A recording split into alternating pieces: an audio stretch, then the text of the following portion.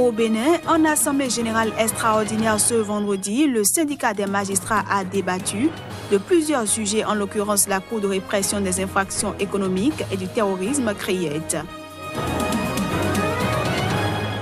Au Niger, une campagne de vaccination contre la poliomyélite a été lancée à la suite de la résurgence de la maladie.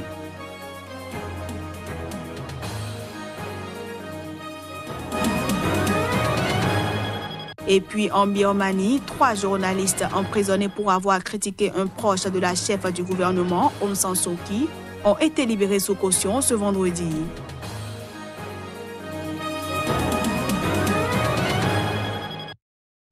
Bienvenue à toutes et à tous. En Centrafrique, le président de l'Assemblée nationale, Abdou Karim Mekassoua, a été destitué ce vendredi. Sa destitution fait suite au dépôt d'une pétition la semaine dernière, l'accusant notamment de détournement de fonds et de favoritisme. Après plusieurs heures de débat dans l'hémicycle, les députés centrafricains ont finalement voté à bulletin secret et les chiffres ont été égrenés dans le silence. Il fallait 93 voix pour faire tomber le président de l'Assemblée nationale, Abdou Karim Mekassoua, mais 98 se sont finalement exprimés en faveur de sa destitution. Il faut dire que c'est la première fois en Centrafrique qu'un président de l'Assemblée nationale est destitué. Selon le règlement intérieur, un nouveau président doit être élu en plénière dans les 3 prochains jours. Au Bénin, les magistrats au sein de l'Union nationale des magistrats UNAMAB étaient en assemblée générale extraordinaire ce vendredi. Plusieurs sujets brûlants de l'heure liés à la justice sont débattus, en l'occurrence la Cour de répression des infractions économiques et du terrorisme, CRIET. Robert Dadaglo, le président de l'UNAMAB, et ses pairs ont dénoncé la mainmise sur la justice et la menace qui pèse sur les magistrats. On le suit. Les juges de la Chambre des libertés et de la détention de la CRIET sont nommés par le président de la Cour par année judiciaire. Il en résulte qu'en procédant à la nomination de ces magistrats en Conseil des ministres, le gouvernement s'est immiscé dans le fonctionnement de la CRIET, mettant ainsi à mal l'indépendance de l'institution. Aussi, du point de vue de l'organisation judiciaire, la multiplication des juridictions spéciales ou thématiques, l'installation du tribunal de commerce de Cotonou et de la CRIET est de nature à porter atteinte à l'architecture judiciaire. Cette pratique consistant à retirer aux juridictions ordinaires des pans entiers de leurs attributions et à les confier à des juridictions spéciales participe de la déstructuration de l'appareil judiciaire.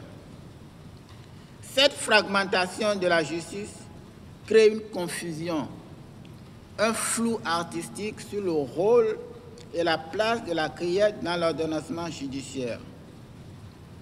Ce constat est aggravé par le cumul de fonctions de certains magistrats. L'Assemblée générale s'est également préoccupée de l'acharnement dont certains magistrats sont victimes. Elle a noté avec stupéfaction des représailles et menaces de poursuites disciplinaires à l'encontre des magistrats, tant par la chancellerie que par les non-magistrats membres du Conseil supérieur de la magistrature. Ces actes constituent une atteinte grave à l'office du juge et à l'indépendance du pouvoir judiciaire, socle de l'état de droit. Beaucoup de leurs partisans attendaient à Abidjan leur libération, mais malheureusement, ils devront encore attendre longtemps. Et pour cause, le procès de l'ancien président ivoirien Laurent Gbagbo et de son ancien ministre de la Jeunesse, Charles Blé Goudé, après 5 ans d'épilogue, continue d'alimenter l'actualité à la Cour pénale internationale. Face à cette situation, l'Observatoire ivoirien pour les droits de l'homme vient d'organiser une causerie débat pour éclairer l'opinion internationale et ivoirienne sur le travail de la Cour pénale internationale.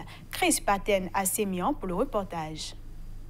Transféré à la Cour pénale internationale le 30 novembre 2011, l'ouverture du procès de l'ex-président ivoirien Laurent Gbagbo s'est fait 5 ans plus tard. Et précisément le 26 janvier 2016. Pour en savoir davantage sur la procédure qui allonge les 10 procès qui se déroulent au niveau de la CPI, l'Observatoire ivoirien du droit de l'homme OIDH, qui observe les procès électoraux à Abidjan et à La Haye, à travers une causerie débat, a tenté de faire comprendre à l'opinion ivoirienne et internationale le travail de la Cour pénale internationale. Un citoyen bien informé et bien formé contribue de façon positive au retour, n'est-ce pas, à une situation de non-violence.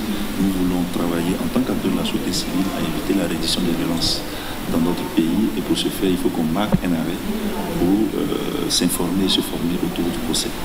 Sur le procès, Laurent Gbagbo Charles Blé Goudé occupait le devant de la scène. Les échanges par contre ont permis au public de partager sur la justice post-crise dans certains pays comme le Soudan. Nous nous situons dans une logique de soutenir ce type d'initiative et nous avons déjà eu à le faire dans d'autres contextes en Afrique, notamment au Nigeria, en Ouganda, mais également au Sénégal. Après 5 ans de procès, Laurent Gbagbo et Charles Blé Goudé réclamaient non-lieu pour faute de preuves. Malheureusement, le 1er octobre dernier, le bureau du procureur a plaidé auprès de la Chambre de la première instance pour que ce procès aille à son terme. En décembre, Charles Blé Goudé et Laurent Gbagbo se retrouveront devant le juge de la CPI. À Abidjan, ce procès continue de passionner le public. Au Maroc, le gouvernement a adopté ce vendredi un projet de décret pour le maintien permanent de l'heure d'été, actuellement en vigueur dans le pays. Cette décision annule ainsi le prochain passage à l'heure d'hiver prévu ce dimanche. Le Maroc opte pour le maintien permanent de l'heure d'été. Conformément à un projet de décret que le gouvernement a adopté vendredi, le pays va désormais maintenir l'heure d'été actuellement en vigueur sur son territoire. L'objectif est d'éviter les changements opérés à maintes reprises durant l'année et leurs répercussions à plusieurs niveaux. Ainsi donc, le passage à l'heure d'hiver prévu ce dimanche ne sera pas appliqué dans le pays. Le Maroc restera à JMT+1.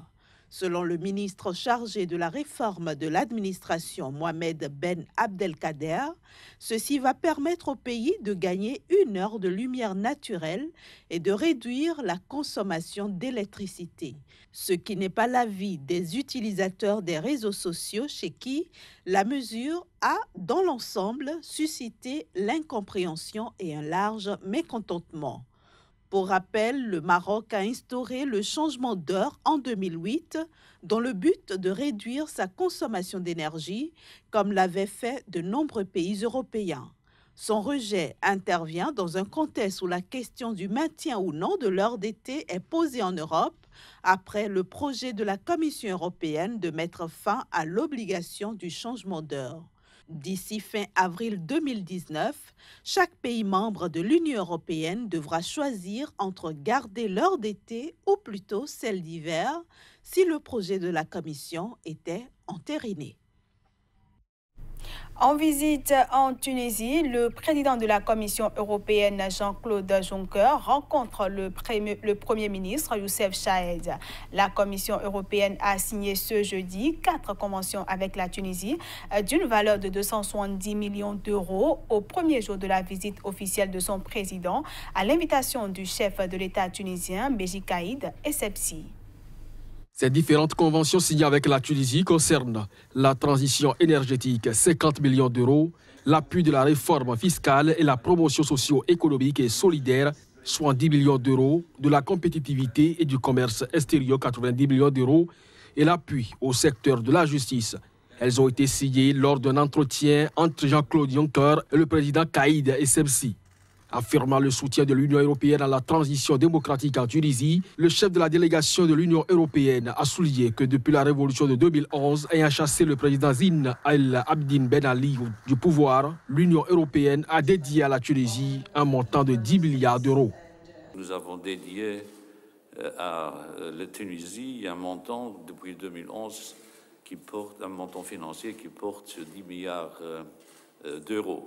Et nous venons de signer aujourd'hui 4 accords qui portent sur un volume total de 270 millions, ce qui prouve que nos relations ne sont pas au point mort, mais qu'elles continuent à s'améliorer chaque jour davantage. Le responsable européen a rencontré vendredi le Premier ministre tunisien Youssef Kaïd. Sa visite survient alors que la Tunisie connaît depuis plusieurs mois une crise politique en raison d'un conflit qui oppose Kaïd à une partie de la classe politique. Ce conflit politique paralyse l'État et inquiète les observateurs qui craignent qu'il entrave l'organisation des prochaines élections prévues en 2019 et les efforts nécessaires pour faire face à une profonde crise sociale. Cette crise mine la confiance à l'égard des institutions et alimente la tentation autoritaire, avait écrit le Centre de réflexion international Crisis Group, rappelant que pour le citoyen ordinaire, l'urgence est que les partis politiques montrent qu'ils ont retrouvé le sens de l'État. Au Niger, une campagne de vaccination contre la poliomyélite a été lancée à la suite de la résurgence de la maladie. Cela fait pourtant 12 ans que l'Organisation mondiale de la santé a retiré le pays de la liste des États où la maladie est endémique. Une maladie invalidante et très contagieuse qui a refait surface après la détection de nouveaux cas dans la région de Zinder. Des séances de vaccination de masse pour immuniser les enfants contre la poliomyélite. C'est la riposte des autorités nigériennes à la resurgence de la maladie, 12 ans après que l'Organisation mondiale de la santé ait retiré le pays de la liste des États où la polio est endémique. Cette riposte intervient après la détection de 6 nouveaux cas de polio à Zinder, deuxième région du Niger frontalière au Nigeria. L'opération est menée simultanément dans 7 localités et à Maradi, Agadez et Difa par des équipes de vaccinateurs instruits pour faire du porte-à-porte dans les villes et villages, ratisser les gares routières, les écoles, les points d'eau et les marchés pour administrer par voie orale des doses de vaccins aux enfants. Au total, plus de 3 millions d'enfants de 0 à 5 ans seront vaccinés dans ces régions où les enfants âgés de moins de 5 ans, déjà éprouvés par les ravages du paludisme et de la malnutrition, sont les plus exposés à développer la maladie. Une maladie invalidante et très contagieuse, transmissible par la salive et qui peut entraîner une paralysie touchant le plus souvent les membres inférieurs et pouvant également atteindre l'appareil respiratoire.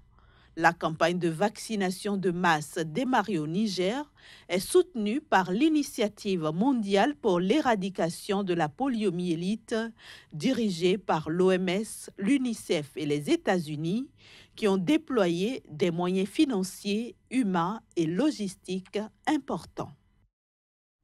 Et puis en Birmanie, 3 journalistes ont été libérés sous caution ce vendredi. Ils étaient emprisonnés pour avoir critiqué un proche de la chef du gouvernement, Aung San Suu Kyi. C'est le tribunal de Rangoon qui a abrité l'audience des 3 journalistes. Kyo Zaolin, Nai Min et Phyo Wei Win avaient publié début octobre un article critiquant la mauvaise gestion du chef de la municipalité de Rangoon. Il est ici question d'un membre important du parti, la Ligue nationale pour la démocratie d'Aung San Suu Kyi, considéré comme un protégé de cette dernière. En effet, les 3 journalistes du groupe Elven Media dénonçaient entre autres un prêt contracté sans approbation du Parlement local pour l'achat de bus scolaires. Les journalistes risquent jusqu'à 2 années de prison s'ils sont reconnus coupables d'avoir fait circuler une rumeur dans le but d'alarmer le public, comme le prévoit l'article 505B, utilisé sous la junte précédemment au pouvoir pour censurer toute critique. Une prochaine audience est prévue le 9 novembre. Le président birman Win Myint était intervenu la semaine dernière pour exhorter le procureur à retirer les accusations et à résoudre le conflit par arbitrage. Cette affaire intervient toutefois dans un contexte de réduction de l'espace démocratique en Birmanie, comme l'a souligné début octobre la rapporteuse spéciale de l'ONU. Et c'est la fin de cette édition que je vous remercie d'avoir suivi.